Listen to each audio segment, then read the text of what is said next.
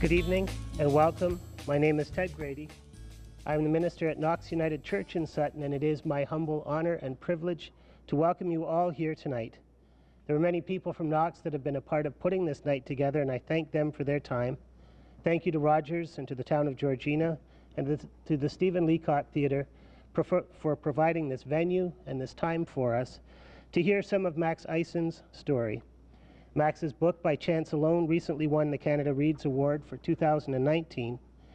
Max has a powerful story of his experience growing up in Czechoslovakia and his life in Canada, but most powerful in his story is his story of his time during the Holocaust. I do firmly believe that those that do not learn from history are doomed to repeat it, and it is important tonight that we have the opportunity to not only hear about history, but to see it and to listen to someone that lived it. The reason that this is important is so that we are aware of things that are happening in our world today. There was a time when people didn't believe what happened could happen, and it's important that we never let it happen again. I first met Max back in November at the Tree of Life Synagogue Vigil at the Rock, following the shooting at the synagogue there on October 29th.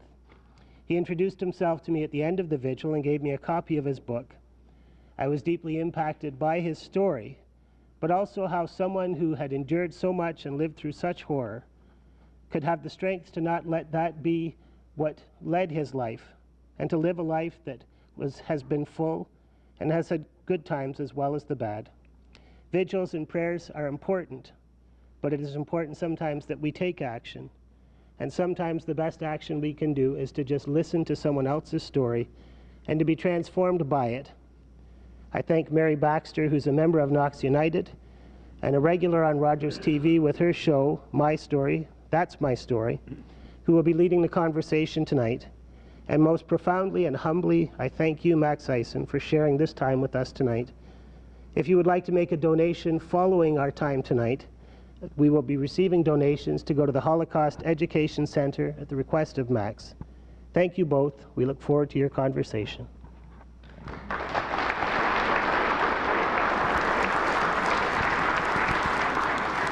You're about to watch the shocking, moving, and inspiring story of an amazing man.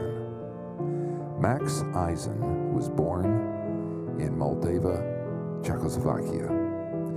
When he was 10 years old, Hungary occupied the Slovakia section of Czechoslovakia.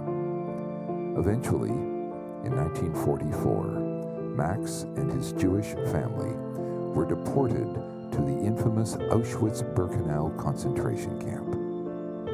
Max's mother, brothers, baby sister, and aunt were immediately murdered in gas chambers. Max, his father, and his uncle were put to work as slave laborers. 2 months later, Max's father and uncle were selected for experiments, never to be seen again. Max managed to survive the horrible conditions of Auschwitz-Birkenau and later Auschwitz. In January 1945, Max was among the more than 30,000 prisoners who were evacuated from Auschwitz and set out on the infamous Death March to Mauthausen, Melk, and Abenzi. Max was liberated by the American 761st Tank Battalion, the Black Panthers, on May 6, 1945, just 2 days before the end of World War II in Europe. Max was then just 16 years old and an orphan. Eventually, Max returned to Czechoslovakia, where he spent 3 years in an orphanage. Max arrived in Quebec City in December 1949. He eventually settled in Toronto, where he lives today. In his final conversation with his father at Auschwitz, before his father's execution, Max's father spoke these words: "If you survive, you must tell the world what happened here." Max has spent the last 26 years of his life doing just that. This is his remarkable true story of courage and survival. Max Eisen, survivor of a concentration camp and survivor of the Death March. Good evening, everyone. I'm Mary Baxter, and I'm a host of That's My Story on Rogers TV, Georgina. That was over 70 years ago, the end of the war, and yet, Max, for you, it must be like yesterday. And I welcome you here and to talk to us tonight. Thank you. Well, it was actually 75 years ago. 75 years ago. Yes, Liberation Day. Yes.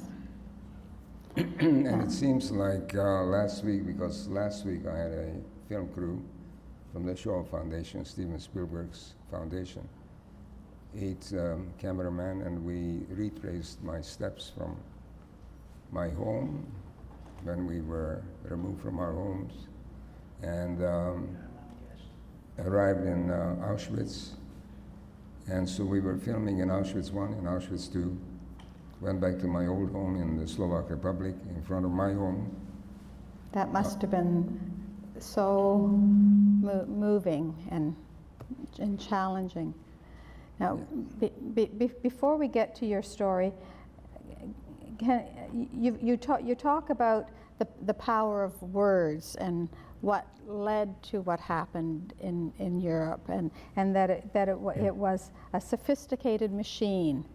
Can you tell us a little bit about that?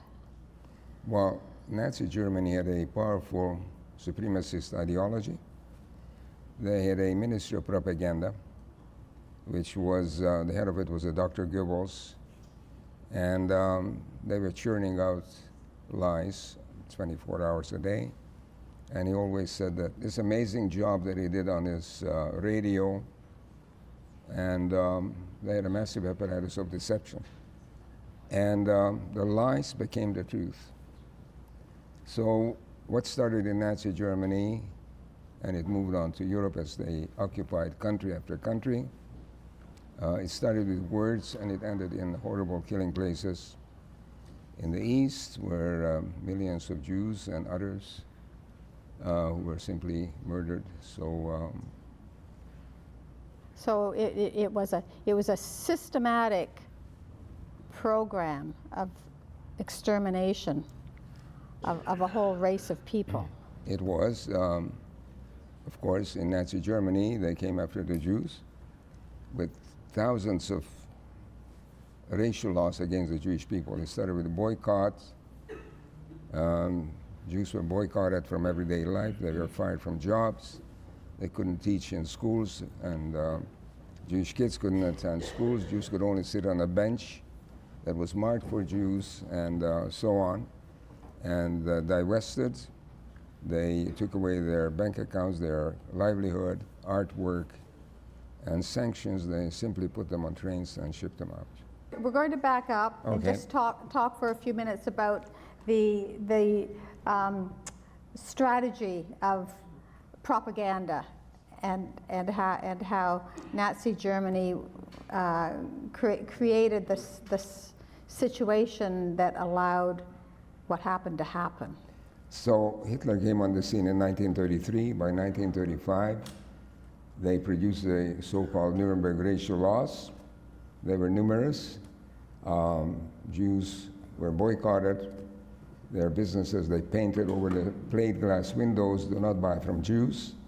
They were divested of their worldly possession. And eventually they were put on trains and sent to Buchenwald and Dachau.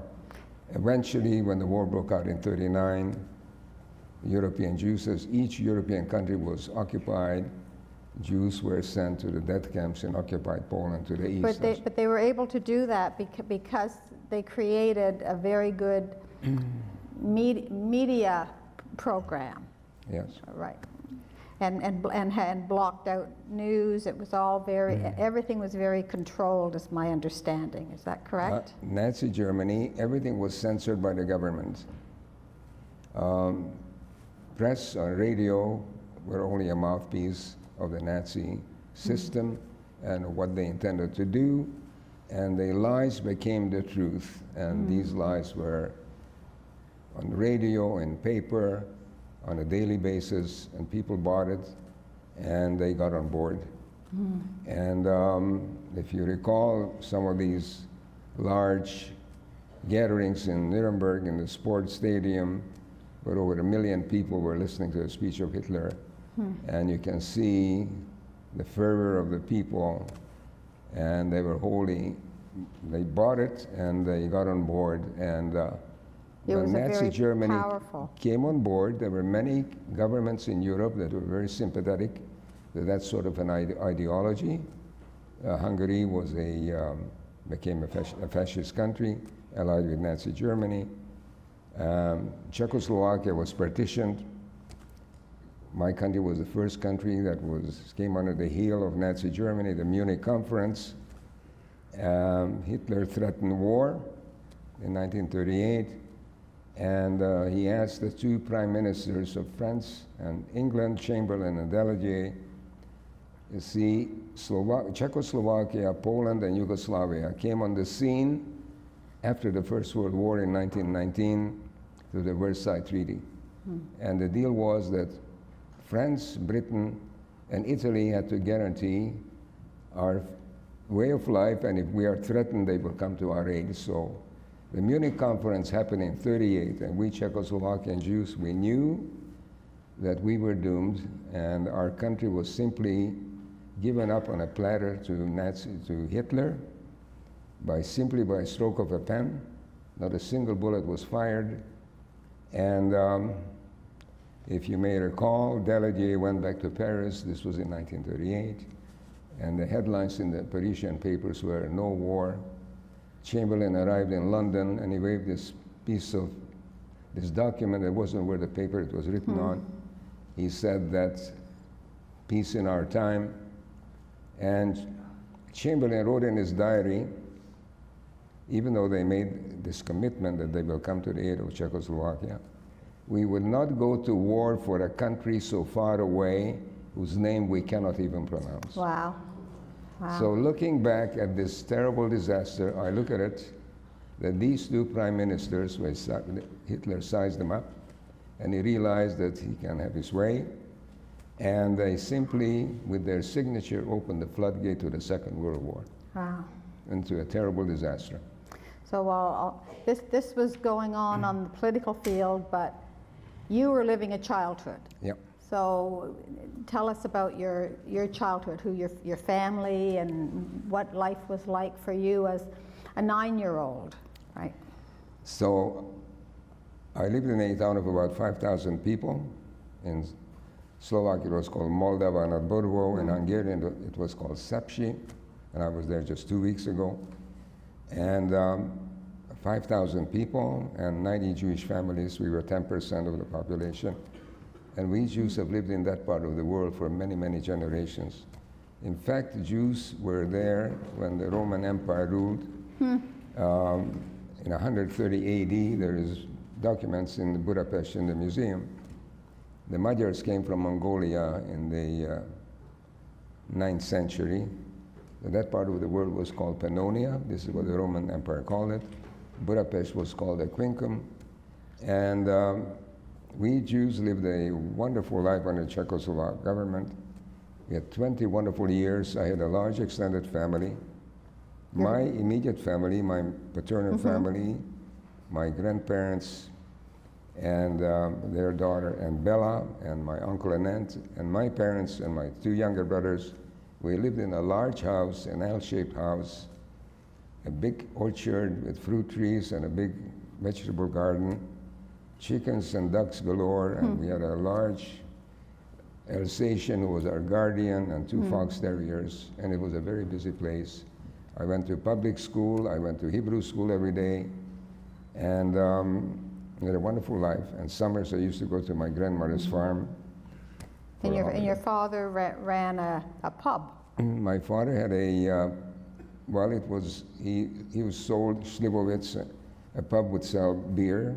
He didn't sell beer, he sold Slivovitz and vodka, and also sold liqueurs, and he had a distillery. And my grandfather had a lumber yard, so it was a very busy place. On a market day, farmers would leave 10 to 15 teams of horses in our yard while they sold their goods on the market in town. And my grandfather taught me many life skills, and he taught me that no matter what I'm doing, I have to be the best at it. So I was working with him in the lumber yard, in the orchard. I knew how to prune trees when I was 6, 7 years old.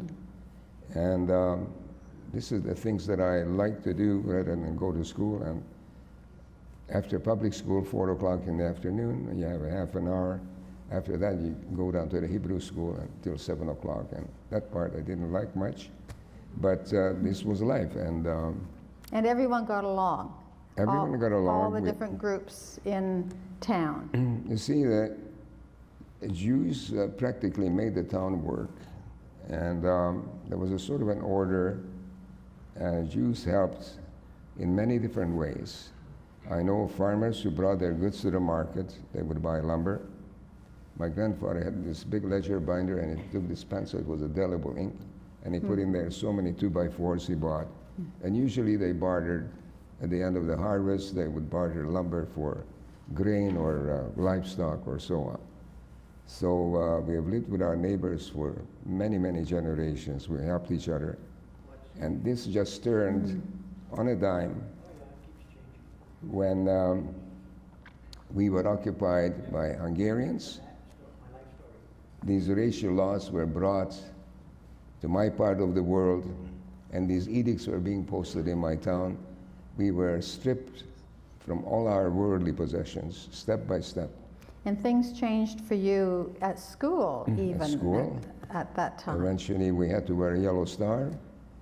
The entire infrastructure changed. The Slovak police, the border police, the bureaucracy, and the teachers had to leave, and they were replaced by Hungarian gendarmes, bureaucrats and teachers, and they brought with them terrible hatred of Jews. We were marked kids in school. Arriving in school every morning, there was a big fight. We were less than 10% of the student body. And the teachers segregated us in the back row of the classroom. So we were there. We had to fight our way through every day. It was a battle. And other edicts. Jews couldn't employ non-Jewish people. My mother had a helper. She came to live with us when I was born in 29. She had to leave because, and she didn't want to go because she was part of the family. And she was removed by the gendarmes, forcibly removed from our home. So my mother had her work cut out for her, 3 boys. We had a beautiful home. We had no running water. We had a well in the yard, and we had a wood stove in the kitchen and beautiful fireplaces in the bedrooms. And everything was done on a daily basis, so her job was getting harder and harder. And yet, she raised us with a daily diet, you know, that was absolutely wonderful. And I remember she was giving me the liver oil every morning before I went to school with a few drops of syrup. Memory. I didn't like that, but anyway, she had so many balls in the air. 3 boys, and eventually she gave birth to a little girl in 1943. And that was a bad year for a Jewish mother or a Jewish child to be born. So if I can just say my maternal family, in 1942, after 1939, when Czechoslovakia was partitioned, I could not see my maternal family. The Jews could not cross borders. We couldn't go from Hungary to Slovakia. They were in Slovakia. And in 1942, my maternal family simply disappeared from the face of the world. This could happen to Jews in every country in Europe. And the terrible thing was that in 1942, we had no idea what was going on just across the Carpathian Mountains in occupied Poland. We were devastated when this telegram arrived that the Friedman family were taken away, and we didn't know where. And a few months later, a postcard arrived, and this was part of the Nazi deception. It came from general government. Occupied Poland was called general government. They took away the name Poland. And the stamp said Lublin district. And the message was, we, the Friedman family, we're all here together on farms, and we are awaiting your arrival. So several other families received similar postcards. And I found out years afterwards, actually, or what happened. My maternal family were delivered to a death camp called Majdanek, Before they were put into the gas chambers, they were forced to write these postcards to their Wow. families in Hungary. Can you imagine? They were planning 2 years ahead of how they were going to deal with the Hungarian Jews. Wow. And yeah. So then there's a date seared in your memory, April 14th, 1944. It was, you had Passover Seder with your family, and your father and your uncle, I think, had been away at a work camp, but they were home. Yeah. And you had a celebration, and then what happened? So it was the first night of Passover and the Sabbath. And I don't know how my father and uncle managed to get away from their labor battalions, but we had ample food in 1944. And all these special foods are prepared. And we sat around the table and told the story of the Exodus, of the ancient Israelites. And my younger brother asked the 4 questions. And I believe we retired about 12 o'clock. The dishes were all put away. And next morning we were going to get up at a leisurely time and walk to synagogue. And my grandfather and uncle and my father were out in the yard. It was a beautiful, balmy night. And they were talking about the possibilities. And my grandfather said, if we manage to survive another 4 to 5 months, we will be liberated by the Red Army coming from the east. And that didn't happen. The next morning, early morning, gendarmes kicked in our gate. Our Farkas, our station, was barking his head off. And seconds later, the door was kicked into our bedroom, and there were 2 Hungarian gendarmes in our bedroom. And they were yelling and screaming, you have 2 minutes to pack a bundle. We are taking you away.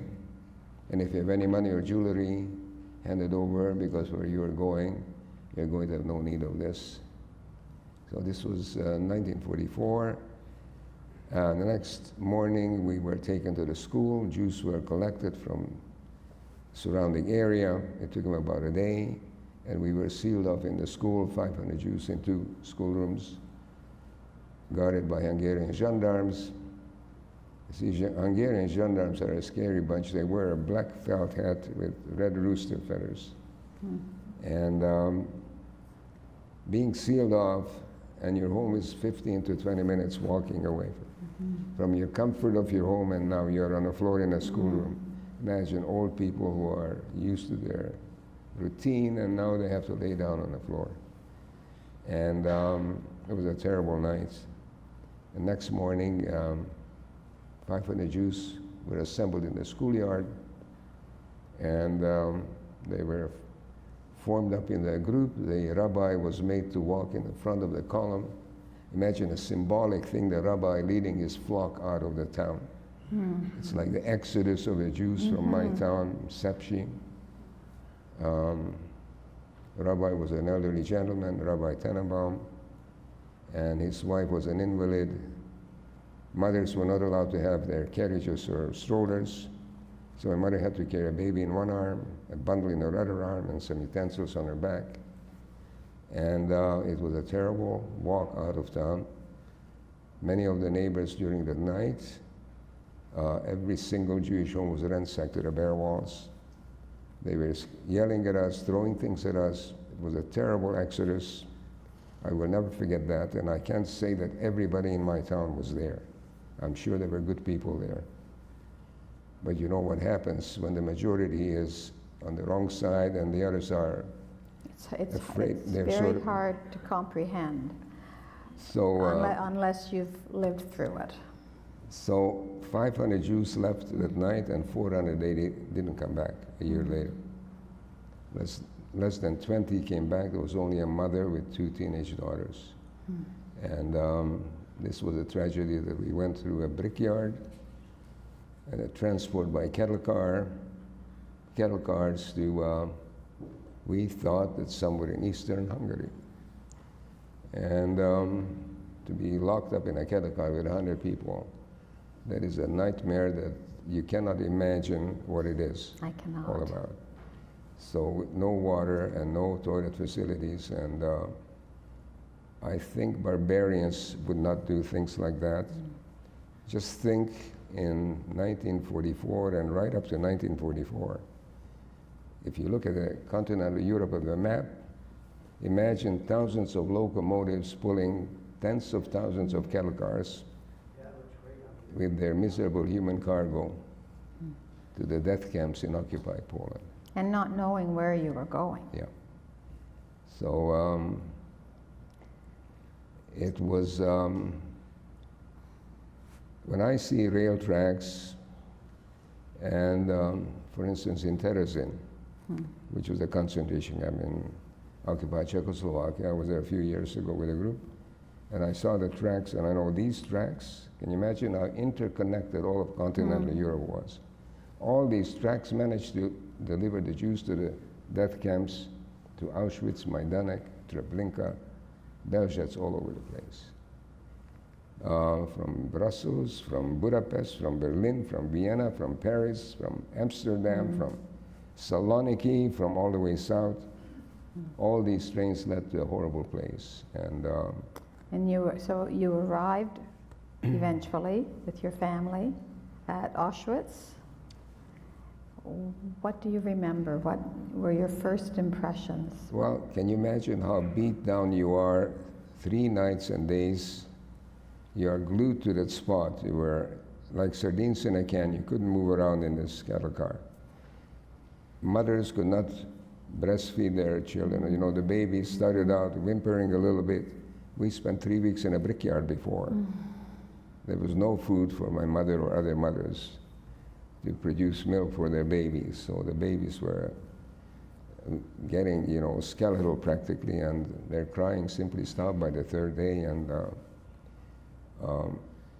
I knew that we had finally arrived, and our door was opened, and the man with a striped jacket and cap looked in, and the light flooded in, and he was yelling at us, "Raus schnell, out fast." And we were yanked out on this platform. In German it's called a Rampe. And our welcoming committee were all there, SS guards and SS officers, and their insignia was a skull and bones. These were units of the Totenkopf division of the SS who were in business of guarding and bringing the Jews to the death camps. And there was a selection, and they kept telling us that the mothers and with their babies who were told to go to the left, they're going to be taken for disinfection. You will see them tomorrow morning. They will not. They didn't allow us to take our bundles from the cattle cars. He said, "You'll have it delivered." Can you imagine the system of deception? And you know, in 2015, I was at a trial of one of these SS guards in Lüneburg in Germany, who was on the ramp on the platform when Hungarian Jews were delivered.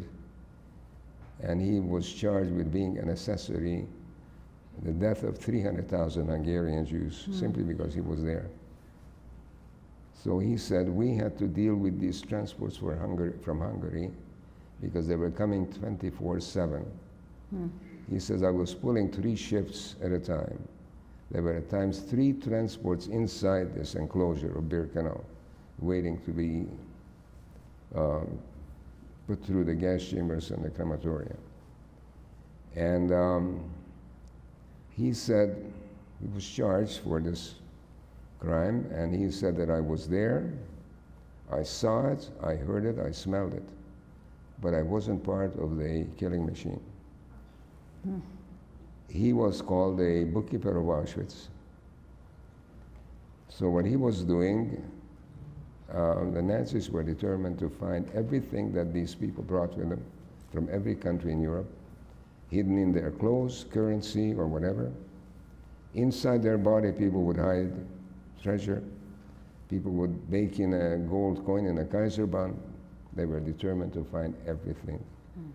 And after they were gassed, they knocked out their teeth, and they took out the gold crowns and fillings, and they melted it down into bricks.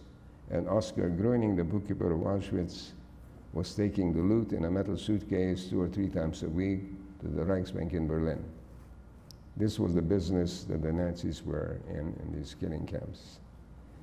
So So your mother and your siblings went in one direction. They were immediately sent to the left. We had no idea what this process was. My father and uncle were with a flip of his hand to the right, and I came in front of this officer with his white gloves. There was an officer called Dr. Mengele, who was called the Angel of Death. He was on the ramp because he was looking for twins. I came in front of him, and I was 15 years old, and he sent me to the right. So I went with my father and uncle. So now we're in the clutches of an SS unit, and we went through this birch forest, and we were stripped of our clothes. The only thing we were allowed to keep were our boots, and our hair was cut, and through a shower, and then into a barrack that had triple-tier bunks, and it had wooden planks. There was no mattress or blanket. We were naked. And laying down after standing for 3 days and nights, it was so wonderful, just for a few hours. Early morning, we were roused Schnell, and we were hauled out in front of the barrack. It was a sunny morning, and we saw hundreds of barracks and 4 huge buildings with gigantic chimneys, flames, smoke, and ash coming out.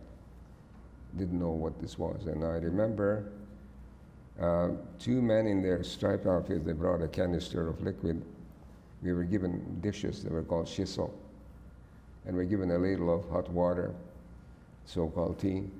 This was the first drink I had in 4 days. So my father asked them, "Are we going to see our families today?"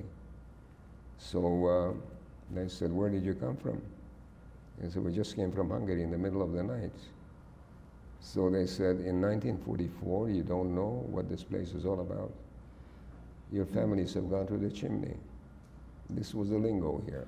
You will die of starvation or beating, but you'll definitely go to the gas chamber. And I kept thinking all the time, how does a person go to a chimney? Why would a person go to a chimney?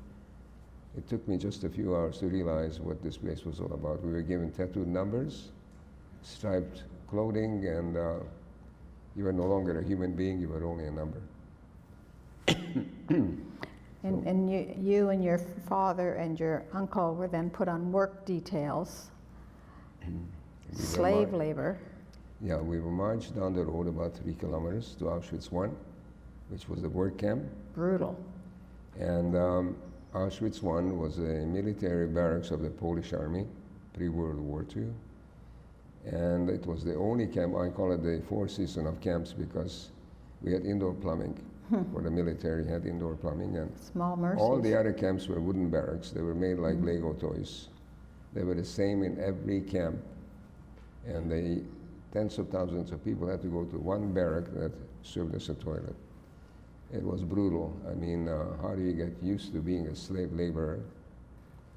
Your clothing is your cap, your jacket, and your pants, and your boots. I had very good boots. And you have no underwear, socks, toilet paper, toothbrush. You don't have a locker. Your only thing you have is cap, jacket, pants, and boots, and your dish, your shiso. And your boots and your shiso, this dish, you have to guard this with your very life, because if you lose your boots or your shiso, your boots, you get a pair of wooden clogs and try to walk in. No mercy shown to anyone who fell behind or was hurt, couldn't work. Yeah. So you have 10 to 12 hour hard labor, and you live on a 300 calorie diet, a liquid diet. So you need to be very focused, and there's a rolling hunger in your belly.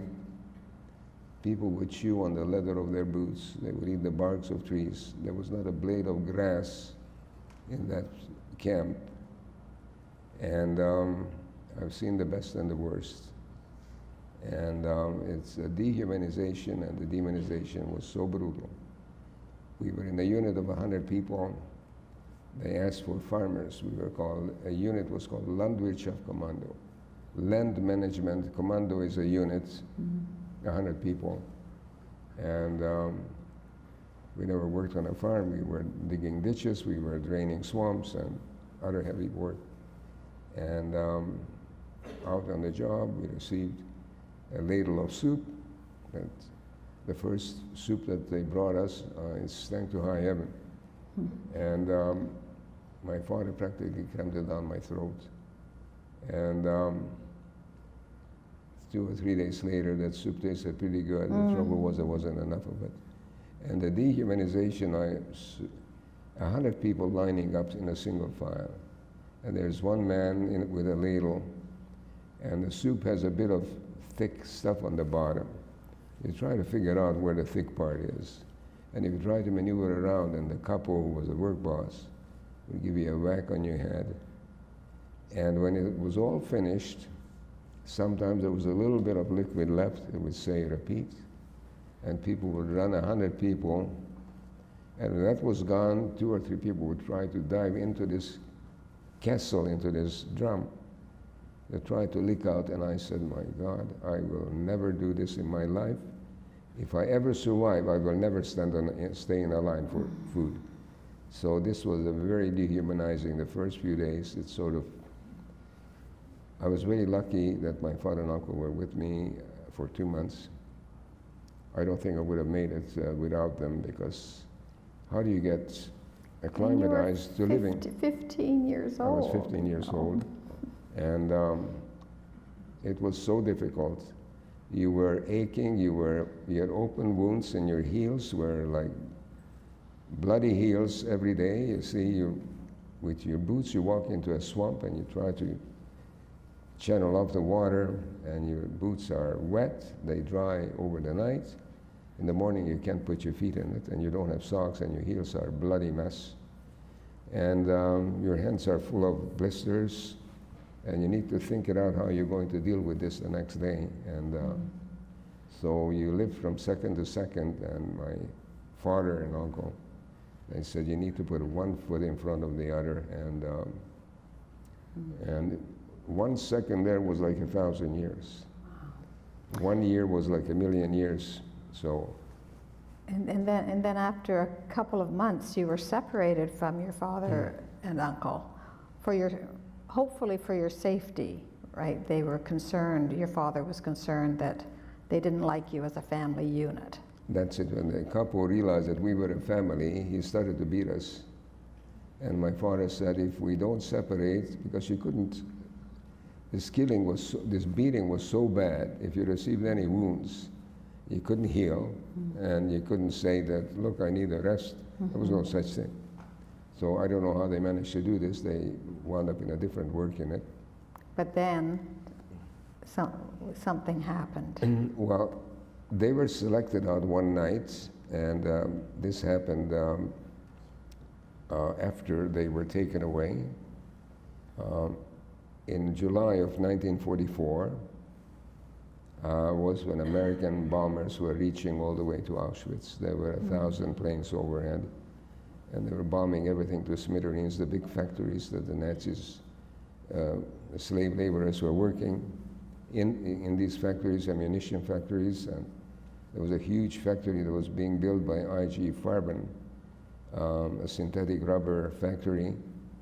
And so they knew that the end was coming, and we knew that the finale was coming, but we didn't know how it's going to end for us. We are happy to see those bombers come, because we knew that finally somebody is reaching out.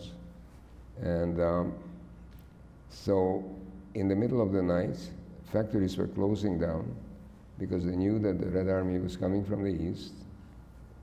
So the factories were shipping their equipment back to the fatherland. So if we don't need laborers, we're not going to feed them 300 calories a day. Selections were in the middle of the night. So you sleep the sleep of the dead after a hard day, 10, 12 hours a day, and your body is aching. And suddenly the loudspeakers are turned on and blaring, Achtung, Achtung. All inmates from barrack such and such get downstairs naked and go to barrack so-and-so for selection. Certain that, and my father and uncle were selected out, and next morning I ran to their barrack. They were not there. I had to go to my work that day and came back in the evening, and I managed to see them and say goodbye to them only seconds, because the guard from the tower was yelling, if I don't move, he'll shoot. And so my father gave me a blessing and told me that if I managed to survive, I have to tell the world what happened here. And he said, go. It was a devastating moment. And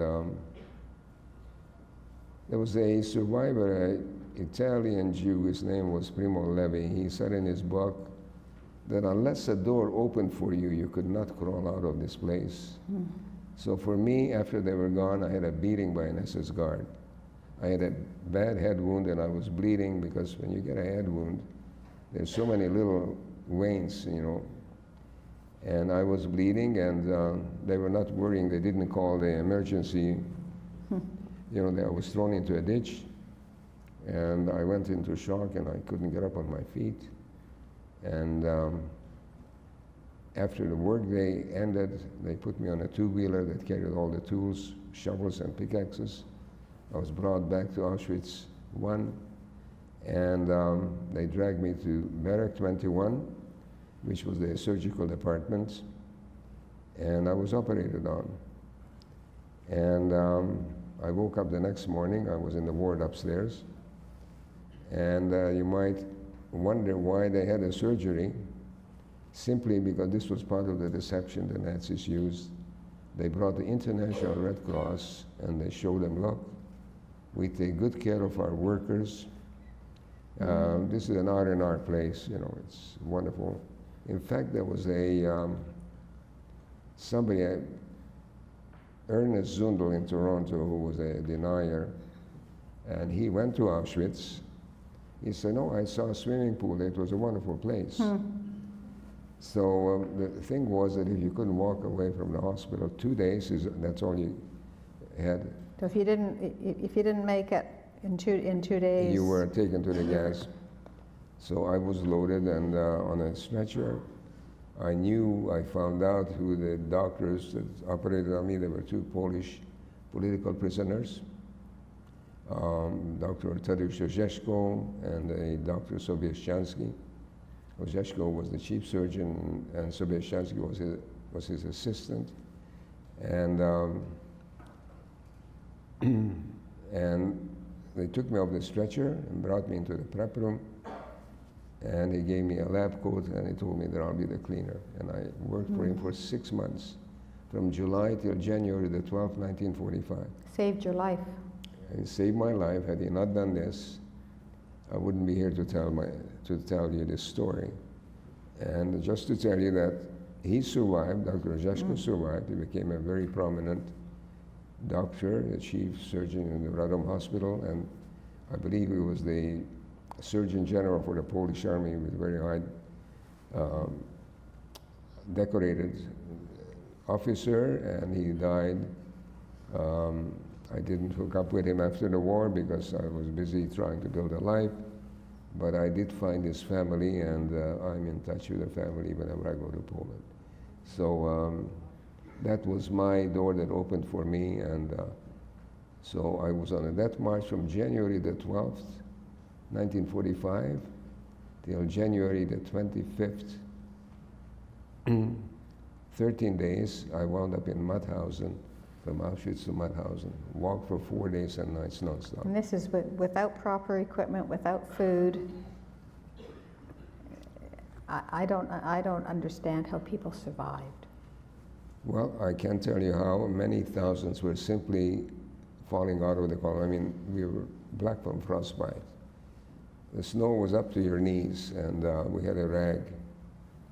And people simply froze, and we were walking for 3 days and nights, and then into open boxcars all the way to Mauthausen. And so 3 terrible months after January the 25th that I survived in 3 other camps. Every time you were moved from one camp to another, that was a terrible hardship, simply because you know, it was an extra strain that it was very difficult to put up with. So now I remember I was in a place called Melt, from Mauthausen to Melt. We were drilling shafts into mountain, into rock with these hydraulic drills. And I kept thinking, my God, how good I had it in Auschwitz. Can you imagine saying how good I had it in Auschwitz? And then from Melt, they evacuated us on another march because the Red Army was bombing Vienna. The Americans were coming from the west.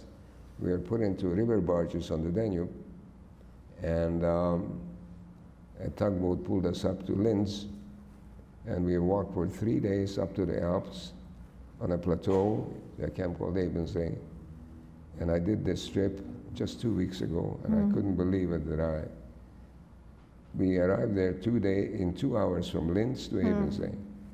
I walked for 3 days at that time without a drop of food. And it was from there that you were liberated. I was liberated in Ebensee on May the 6th, 1945. I was truly hanging by a thread because typhus was killing us by the thousands. About 3 weeks or so before the end, they simply closed the camp, and they threw away the keys. They shut off the water system. We were not given our 300 calories, and typhus was killing us. We were infested with lice, and they took this bacteria from body to body. So after liberation, there were mountains of bodies, literally mountains of bodies. And who liberated the camp? The camp was liberated by a unit, a segregated tank unit, called the 761st Black Panther Tank Battalion. It was a crack tank unit operated under General Patton's Third Army. They came through the Battle of the Bulge, and I was very fortunate to meet Johnny Stevens, a Sergeant Johnny Stevens, who was in charge of 12 tanks. They saw something on a mountain on this plateau, guard posts, and he said, get a couple of tanks up there, see, investigate what's going on up there. So the tank came through the gate. I could see a white star. I knew that it was an American tank, and that was the sweetest moment. You know. But not the end of your trials. Was, what happened after liberation? I mean, I always had this idea in my head that once people were liberated, everything is fine. And then I read your book, and I thought, oh, no. Well, you see, while you were there, you were working with such adrenaline. You know, it was such a high pressure that you needed to be, every second you had to be at the top of your game. And here now you're liberated, and all of a sudden, you sort of lost this edge, and your body was in terrible shape. Depleted. The body was depleted, and we were skeletons. And so they just didn't know how to deal with people, and they brought up an army kitchen. Amazing what this army was doing. They brought up a hospital unit, they brought up huge tankers, and they put up showers. And American nurses came, these beautiful young women. They were DDTing us. They had to cut these filthy rags. So, I mean, we were a stinking mess. And they put me in an army cot. It was the first time in months that I was in a cot all alone. And those that could crawl, they went to the kitchen and they cooked up a stew. And who received a pot of stew, they ate it, and 2 minutes later they dropped dead. You see, protein was a death. Was your end. If you touched protein, it killed you. The irony was that without food, people were dying. And with food, they lack were of food. too. Now, when food was given to you, it killed you. And I had a big battle with protein, and my body had to go through a process of about 3 years to become healthy again. You know, healthy both physically and mentally, you see. So we have to jump ahead a little bit. So after liberation, you spent some time in an orphanage, and you visited your home, and you also ended up incarcerated again. Yep. So Czechoslovakia had this terrible thing happened to it. In 1939, it was partitioned by Nazi Germany.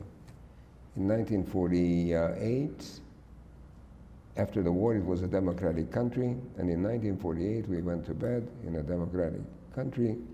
We woke up the next morning, turned on the radio, we were in a communist country. During the night, there was a putsch. The communists arrested President Benesch, and they took over Radio Prague, and they arrested all the chiefs of staffs, the Army and the Air Force, and all the heads of democratic parties. But you were picked up because, why? You had some documents. I was in this orphanage, and the people who ran this orphanage, they realized that we don't have a future as young boys, and we were 19 years old. We had to go to the Czech army. There were kids from Hungary, from Poland, Romania. And so a rabbi from Toronto, a Rabbi Price, sent us permits to come to Toronto as students. And we had to come as aliens, that we are not Czechs, we are Hungarians, so we had to get false papers. And a few of us were caught in Prague with these false papers, and this was under the communists, and this was a serious business, you know. We were jailed. I was in jail for about 4 or 5 months. In the biggest prison in Prague, it was called the Pankratz. And somebody paid off, and they let us out, and that's another story. And then you have a picture of a document dated October 25th, 1949. So, yeah. So I tried a second time, and we did get out of Czechoslovakia. We wound up in the American zone in a DP camp near Linz. I mean, can you imagine Linz? I had my experience a few years before.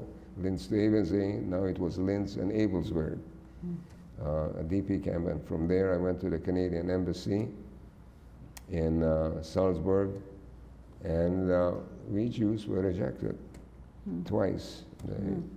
We couldn't get a visa to come to Canada. They said you had a spot on your lungs, and although many bad guys, the perpetrators, who were in camps next to us, and we didn't know who they were, and we found out later, they all came by droves to Canada and the United States and Australia. So finally, I managed to get my visa. So out of 40 boys, about 15 came to Canada. Others went to Australia and to the United States. And my boat docked in Quebec City.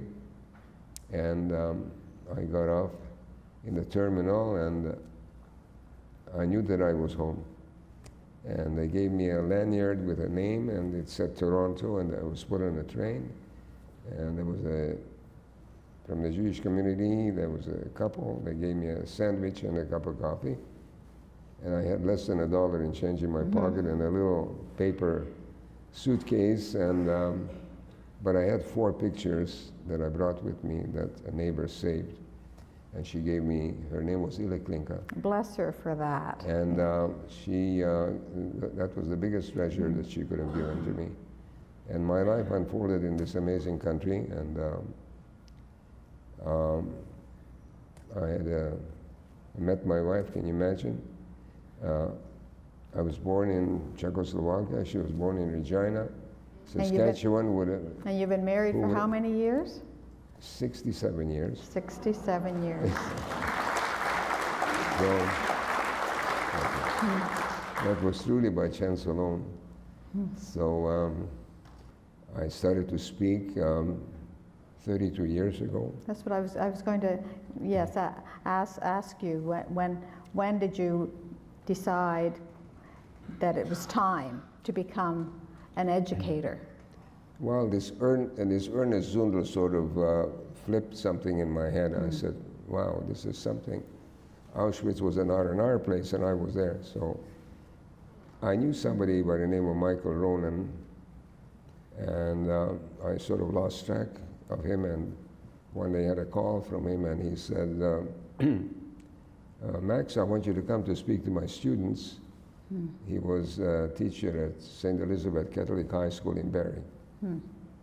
I said, speak about what? I mean, you know, I was a businessman, that's where my focus was.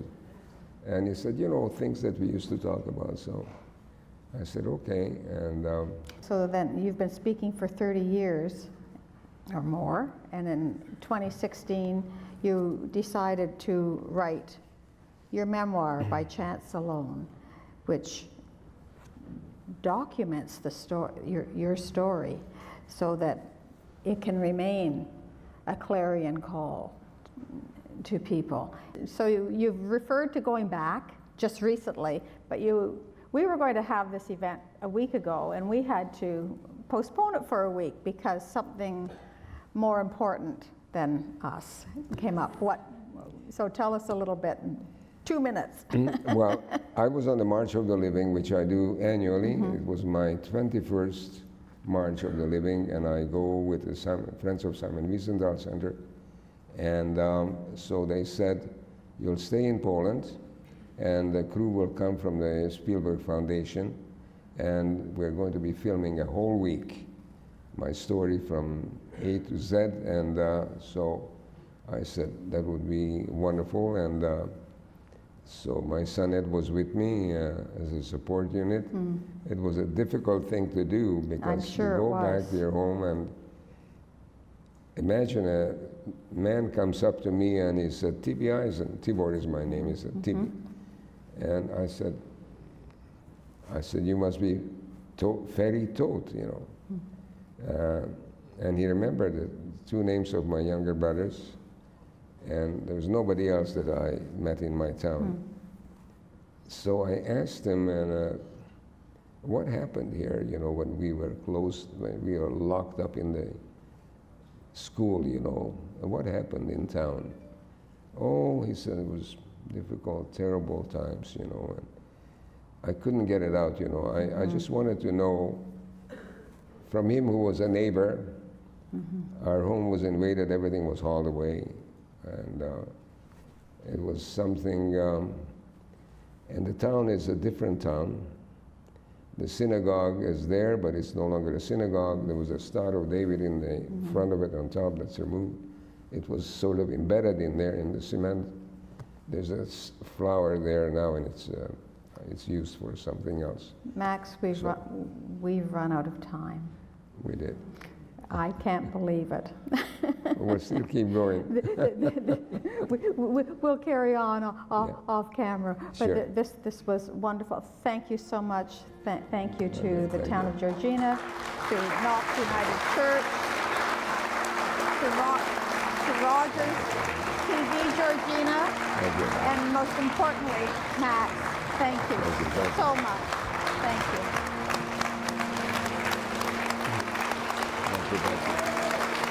Thank you.